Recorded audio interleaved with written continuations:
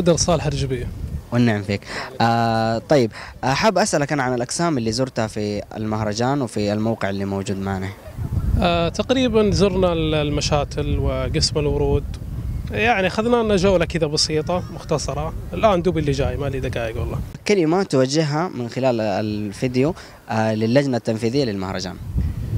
بصراحة والله الكلمات تعجز، لكن صراحة يعني إبداع وتميز وحاجة والله مشرفة للبلد ومشرفة للهيئة الملكية كمان، شيء يشكرون عليه وعساهم على القوة إن شاء الله.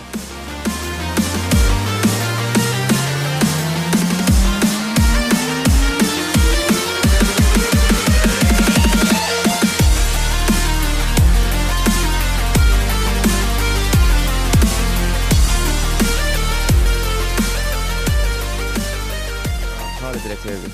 والنعم فيك يا خالد. خالد، حاب أسألك، أبغى منك كلمة توصف بها المهرجان بصفة عامة. والله اول شيء بسم الله الرحمن الرحيم. ما شاء الله، ترى يعني اول مره اجي ما شاء الله المهرجان. شيء ما توقعته، كما شاء الله على المنظمين انه يسووا حاجه زي كذا.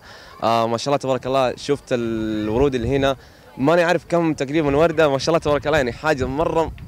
يعني اتمنى انه لو اهلي انه من جد يجوا لهنا عشان بس يشوفوا المعرض.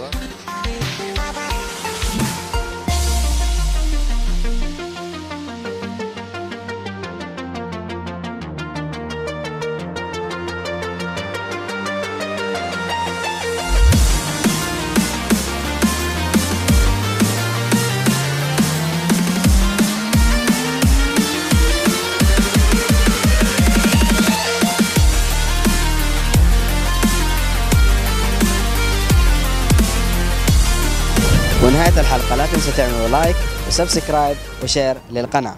شكرا لكم.